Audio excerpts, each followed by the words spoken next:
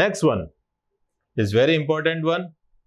How to learn the helping verb of tenses. Helping verb tense की जो है वो कैसे लर्न करनी है वो देखिए, वो भी मैं आपको एक्सप्लेन कर देता हूं.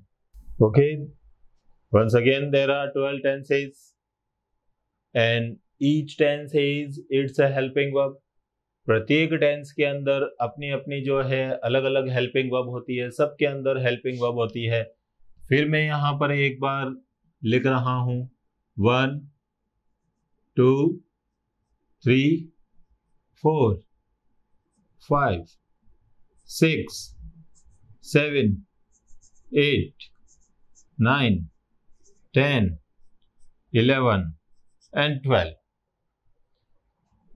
First two 4 present, then past, and then future.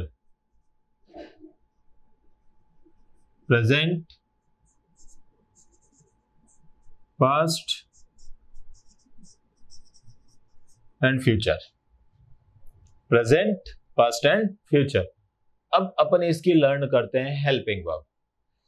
But एक ध्यान रखना, आपको ज्यादा इसमें भी लर्न करने की जरूरत नहीं है. You have to learn only the helping verb of present tense. Present की आपको हेल्पिंग वर्ब जो है वो लर्न करनी है.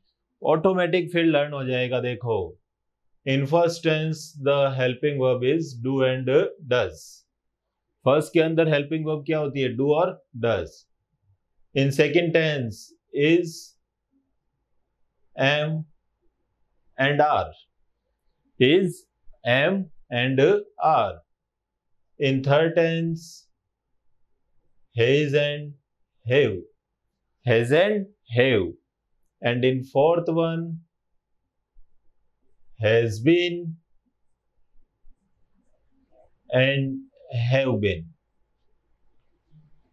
अब देखिए इसमें कैसे आपको क्या आगे किस तरीके से करना है. These are the helping verbs of present tense. Tense के नेम में अब मेंशन नहीं कर रहा हूं, बिकॉज मैंने पहले से ही आपको टेंस के जो नेम्स है और उनकी जो मेन वर्ब्स है वो आपको लर्न करवा दी मैंने. So in first tense the helping verb is do and does. In second tense the helping verb is, am and are. And in third one, has and have. And in fourth one, has been and have been. Now change the helping verbs of present tense into past. Present tense की जो helping verb है direct है कि उनको past में change कर दीजिए और पास्ट टेंस की हेल्पिंग वर्ब हो जाएगी. कैसे? If you know the main verb, okay, do is the main verb, is and am also main verb, has and have main verb, ये भी मेन वर्ब. इन मेन वर्ब की second form कर दीजिए, past की helping verb हो जाएगी. जैसे do की सेकंड फॉर्म और डू का past, you can also say the past of do. तो डू का पास्ट क्या होगा? डिड. डू का पास्ट क्या होगा? Did. So it is the helping verb of past simple tense. And the past of is and am is, was. is और am का जो पास्ट होता है और जो सेकेंड फॉर्म होती है वो होती है आपके was. And the second form of are is were. So was and were are the helping verbs of sixth tense. देखो इसी से ही बन रहा है. हमने do की सेकेंड फॉर्म क्या की है? did. डज की मत करना, because does is used with the singular subject. Singular जो सब्जेक्ट होते हैं उनके साथ यूज होता है, इसलिए इसमें डज का यूज हुआ है. So in third tense has and have, इसके अंदर भी सेम प्रोसेस होती है. हैज का जो यूज होता है वो सिंगुलर के साथ होता है. हैव का जो यूज होता है वो प्लूरल के साथ होता है. हैज सिंगुलर, हैव प्लूरल, ये इस तरीके से. अब देखिए इसके अंदर हैज और हैव का पास्ट कर दीजिए. तो हैज और हैव का जो पास्ट होगा वो क्या होगा? हैड. ये सेकंड फॉर्म हो गई है इसका ये पास्ट हो गया है। So the past of has and have is had. फिर देखिए हैज बीन और हैव बीन का पास्ट क्या हो जाएगा, हैड बीन। ये हो गए आपके 8 टेंसेस। फर्स्ट के अंदर देखिए पहले डू एंड डज, सेकंड के अंदर is, am and are, in third has and have, in fourth has been and have been, and in fifth did, and in six. अब इसको मैंने चेंज कैसे किया है वो भी मैं आपको एक्सप्लेन कर दूं कि डू का पास्ट क्या होगा, डिड, इज और एम का पास्ट क्या होगा, वाज, और आर का पास्ट क्या होगा, वर, हैज और हैव का पास्ट क्या होगा, हैड, और हैज बीन और हैव बीन का पास्ट क्या होगा, हैड बीन। एक और थिंग ध्यान रखना, जब आपने थर्ड टेंस की हेल्पिंग वर्ब बना ली है, मतलब परफेक्ट टेंस की, और आपने 7 की बना ली है, और आप जब 11 की अभी बनाएंगे, तो जो 12 टेंस होता है और जो 8 होता है और जो 4 होता है, जो ठीक इनके बाद में आएंगे, उनके साथ हमेशा बीन का यूज होता है। देख लीजिए आप, यहां हैज हैव था, मैंने नेक्स्ट उसके टेंस के साथ मैंने किसका यूज किया है, बीन का। यहां पर हेड था and the next tense had been, been का यूज किया है। तो ये फर्स्ट टू 8 आपके हो गए इसके अंदर। अब देखिए इसमें नेक्स्ट 9 to 12 होते हैं फ्यूचर। 9 to 12 कौन से होते हैं, फ्यूचर होते हैं।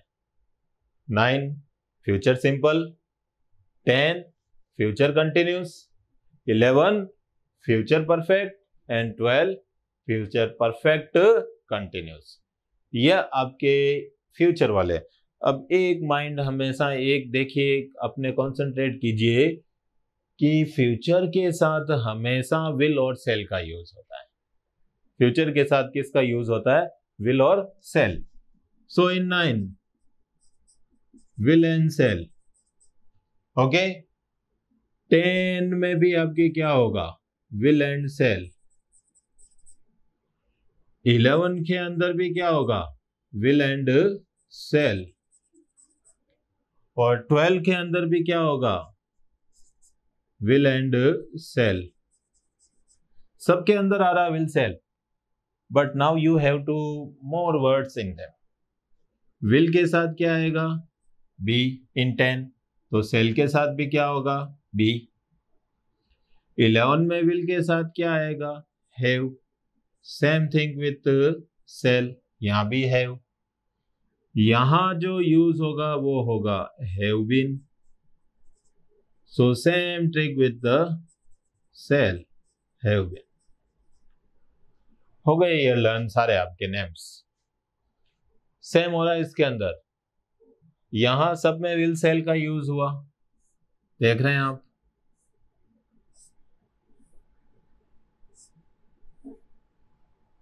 नाइन हुआ विल सेल से स्टार्ट। 10 के अंदर हमने क्या ऐड कर दिया, बी। 11 में हमने क्या ऐड कर दिया, हैव। और 12 के अंदर हमने क्या ऐड कर दिया, हैव बीन, और यहां भी have been. So these are the helping verbs of tenses. इनको टेंस की कहा जाता है आपके हेल्पिंग वर्ब्स। हेल्पिंग वर्ब किसको कहते हैं, that helps to frame any kind of sentences is called helping verb। Hindi में इसको कहते हैं सहायक क्रिया।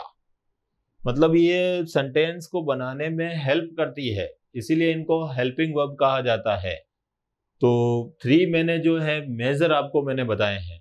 फर्स्ट ऑफ ऑल जो पहला कॉलम था, that was the names of the tenses, second one main verb of the tenses, and the third one helping verbs of tenses. कि टेंसेस की जो हेल्पिंग वर्ब है उसको किस तरीके से लर्न किया जाता है, वो इजीली आपके इसमें हो जाता है। आपको ऐसे नहीं करना है कि सारी टेबल एक साथ होती तो may be it will create a problem for you, आपके लिए ये एक प्रॉब्लम क्रिएट करे। लेकिन यहां भी मैंने आपको ट्रिक से ही बताया है कि डू का पास्ट क्या होता है, डिड। इज और एम का पास्ट क्या होता है, वाज। फिर आर का पास्ट क्या होता है, वर। हैज और हैव का पास्ट क्या होता है, हैड। फिर हैज बीन और हैव बीन का पास्ट क्या होता है, हैड बीन। और in future in each tense will and shall is used. So start with will, shall, and then add be, and then add have, and then add have been. एक trick आपको इसके अंदर और बताइए। 3 perfect वाले, 3, 7, 11 perfect होता है। आपको 3 की लर्न है, 4th में प्रॉब्लम ही नहीं होनी चाहिए। 4th के साथ आप क्या ऐड कर दोगे, बिन। 4th के साथ क्या ऐड होगा, बिन।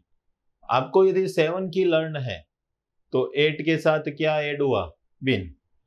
आपको यदि 11 की लर्न है, will have and shall have, 12 में इसके साथ क्या जुड़ा, बिन। ये इजीली आप जो है वो हेल्पिंग वर्ब्स जो है वो लर्न कर सकते हैं, इजीली लर्न कर सकते हैं विदाउट एनी प्रॉब्लम। कोई प्रॉब्लम के बिना आप इसको जो है इजीली लर्न कर सकते हैं। 3 कॉलम्स मैंने बताए हैं। मैंने फर्स्ट जो कॉलम बताया वो था नेम्स ऑफ टेंसेस। सेकंड जो कॉलम था how to learn the main verbs of tenses. और थर्ड फॉर्म कि जो थर्ड कॉलम था वो ये था helping verbs of tenses. Tenses की जो हेल्पिंग वर्ब होती है वो क्या होती है, कौन से टेंस के अंदर हेल्पिंग वर्ब कौन सी आएगी। अब देखिए, आपको यदि थोड़ा सा आइडिया हो तो सेंटेंस इतने जल्दी फ्रेमिंग होंगे आपके, इतने जल्दी बनेंगे कि आपको कहीं प्रॉब्लम भी नहीं आएगी।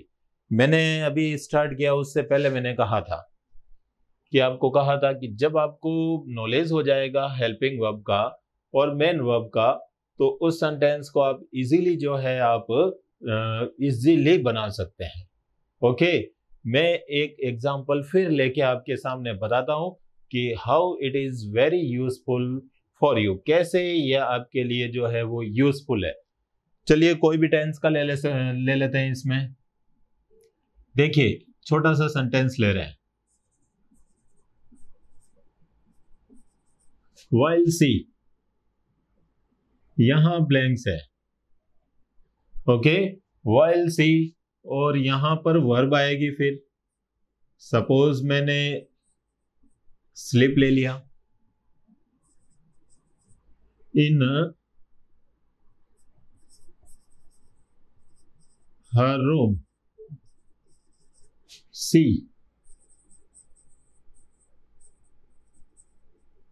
heard a noise। सेंटेंस है आपके सामने, while सी, फिर ब्लैंक्स, फिर वर्ड है आपके जो मेन वर्ब है वो है slip. In her room she heard a noise, she heard a noise. अब while जहां पर यूज में होता है वहां जो टेंस होता है वो होता है 6। while जहां यूज में होता है तो वहां टेंस कौन सा यूज में होता है, 6। ओके, 6 आ गया। 6 is the even number, that mean मुझे इस वर्ब के साथ क्या लगाना है, ing। वर्ब के साथ क्या यूज में लेना मुझे, ing। तो एक तो आंसर अपन इसमें लिख ही देते हैं कि मुझे इस स्लिप के साथ क्या यूज में लेना है, ing। ये फर्स्ट वर्ड तो हमने लिख ही दिया इसमें कि स्लीपिंग होगा definitely. Now I have to use helping verb according to the subject. इस सब्जेक्ट के अकॉर्डिंग मुझे अब हेल्पिंग वर्ब का यूज लेना। And the helping verb of 6 tense is was and were। Helping verb जो है वो 6 की was और were है। was का जो यूज होता है वो सिंगुलर सब्जेक्ट के साथ होता है और were का जो यूज होता है वो प्लूरल सब्जेक्ट के साथ होता है। सो we see, we will use was। ये आंसर हो गया। क्या हुआ इसका answer, was and sleeping। Sleeping क्यों यूज में लिया, क्योंकि इस सेंटेंस के अंदर हम कौन सा टेंस करेंगे, 6, and 6 is the even number, so add ING with the verb. एक तो हमने ये कर लिया, ओके, हमने इसके साथ क्या किया, आईएनजी यूज ले लिया। फिर 6 के अंदर हेल्पिंग वर्ब क्या होती है, वाज और वर, तो हमने सब्जेक्ट के अकॉर्डिंग क्या यूज में ले लिया, वाज, सेंटेंस हो गया। वेरी इजी वन, कोई ज्यादा इसमें नहीं है। क्योंकि नेक्स्ट कॉलम जो आपको बताऊंगा, what are the adverbs that are used in this tenses. इन टेंस के अंदर एडवर्ब्स होते हैं, हर टेंस के अंदर अलग अलग एडवर्ब्स होते हैं, in each and every tense, तो सबके अंदर एडवर्ब्स अलग होंगे। मैंने अभी एक एडवर्ब लिखा भी है इसके अंदर की वाइल। अब वाइल जहां पर आता है वहां टेंस कौन सा होता है, 6 होता है। जहां वाइल होगा definitely you have to use tense number 6, जैसा कि हमने यूज में लिया है। अब 6 को कैसे किया वो आपके सामने इसका आंसर है। अब कंटिन्यूस का आप एक कोई और एग्जांपल इसमें ले सकते हैं, तो उससे इजीली ये आपके लर्न हो जाएगा। देखिए अब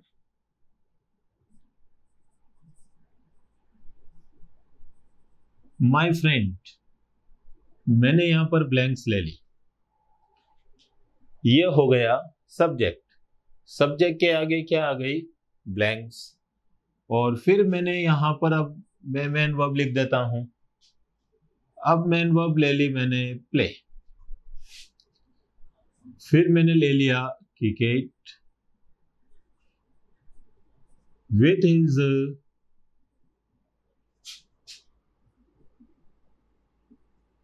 फ्रेंड्स नाउ।